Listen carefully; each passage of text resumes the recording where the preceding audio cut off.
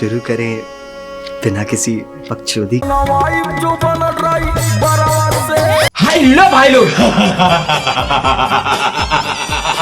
कैसे हैं आप लोग? उम्मीद करते हैं बढ़िया हो गया। इतिहास के पाना में लिखल बा। कैसे भोजपुरी का वीडियो देख लो। आज का वीडियो ताबड़तोड़ बनन तो लौड़ा बाजी आई बाजी प्रत्या का बाजी लगी। मेहरा रूस के हो न जीता। मुझे लोंडिया पटाना नहीं है। सेंट जाओ लौड़े में बनाती दौड़े में देवरा के देनी ना चुमा तो हेलो भाई लोग कैसे मारा आप लोग? उम्मीद करते बढ़िया बनना हो तो हो जी। मरले बपायना से जितने भोजपुरी के लौंडे हैं ना एकदम तनी ससुराज जी भाई पागल मार दे सटा के लोहा गरम मार दे सटा के लोहा गरम बा लोहा गरम बा भाई के लौंडे। तुम लोग सुधरोगे नहीं, लेकिन मैं क्या करता हूँ, मैं टिफिन बना के खाता लौंडा तांडव मचा देता हूँ। जितने लौंडे मुझसे मिले ना काटे दीपक बना, जिस दिन आएगा मेरे बच्चों को आशीर्वाद देगा और लोग यूट्यूब स्टार। हसीना आई यही गाना, इसका मतलब क्या है? बदलने लग जा जबान बोले कि भैया कहो लो कि भोजपुरी के साल के लठई ना जाई। नींबू खरबूजा भइल मैडम। हाय देखला ना बाबा इनके अगल पागल। अब बताओ भैया इन्हें पागल क्या मिली? इन्होंने के बच्चे नहीं ना कैसे जाई कैसे जाई तो आवा तो जीवन कोई स्टेडियम बना तो बनारस तो सबसे बड़का फेमस जगह है, लेकिन दवा आजकल इंस्टाग्राम में मुजरा चाहो तो लोग बदल जाता है, जमाना बदल जाता है, एक्सप्रेशन बदल जाता है। लेकिन कहल ना आजकल के भोजपुरी जितना लोंडा हुआ सब पागल हुआ।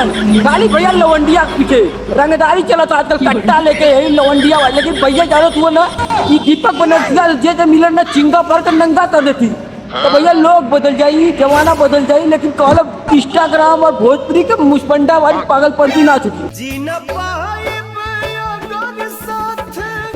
हम दीपक बनाती आप लोग छोट भाई भैया एकदम चापे है, चावा लगवंडियन के पकड़ती वही भगवान भेज देती। तो भैया जाना तू भोजपुरिया में गाना निकलो तो लहरिया लूटाए रोजो मुहावा पे डाल के चदरिया लहरिया। बताओ भैया लहर भाई चदरी डाल के कौन लुकवाता है? हमकी जाना तो कम से कम 15 दिन हो गए नहीं ले खटिया में किरौला के लोलल खटकलवा निकल अब भी काटत हुआ है। भाई भैया चल तो भोजपुरिया में बुलेट पे जीजा बुलेट पे जीजा तो भैया लेके आ गई ये बुलेट। अब भैया पूरा सड़ुआ एकदम यहाँ तो एक पीछे पागल ही पता नहीं भैया डीजल गाड़ी भी पेट्रोल में बदल गई, लेकिन भैया सड़ुआइन का दिमाग आज तक चलता हो। बुलेट पे जीजा बुलेट पे जीजा बुलेट पे जीजा बुलेट पे जीजा ले चली घुमा दी बुलेट। अरे बोला ले चले घुमा दे बुलेट पे जीजा। करीब बहन कर लोंडा तुम लोग बुलेट पे घूमोगे, हम सोच रहे हैं तुम लोग को एरोप्लेन बैठा दें, तुम लोग जाओ अंतरिक्ष में। अब भाई आजकल के भोजपुरी में हुआ तो हुआ क्या है? हम चाहते हैं जितने आजकल के लोंडिया हैं उन लोग को मुजरा कराऊं। हम सब बुझता। अब भैया आजकल भाई ताल में माल घूम रही है। मैं सोच रहा हूँ इंस्टाग्राम की जितने लौंडिया थी उन लोग का वीडियो नहीं आ रहा है क्या? मुझे पता चला कि कुल लौंडिया धान काटने गई हैं।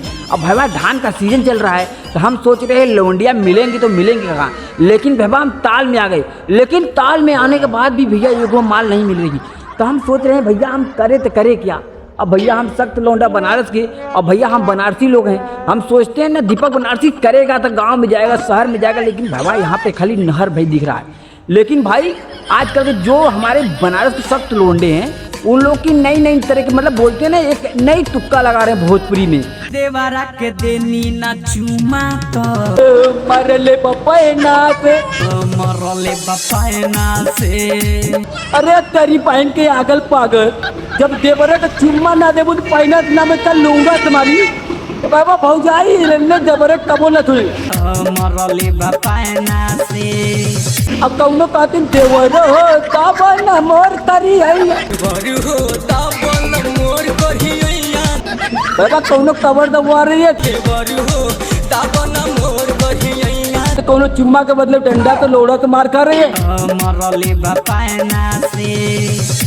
लेकिन इन लोग की मुजरा नहीं छूटेगा, ये लोग चाहती दीपक बनर्जी आएगा हम लोग के बारे में कुछ तगड़ा बड़ा बात बोलेगा, लेकिन नहीं, मैं क्यों बोलूं, मैं मोदी सांसद नहीं हूं। मैं चाहता हूं कुछ लवंडियावादियों को मैं ऐसी रिलाई करूं कि लोग भी मुझे याद करें कि इतिहास पढ़ने में मेरा नाम छपे।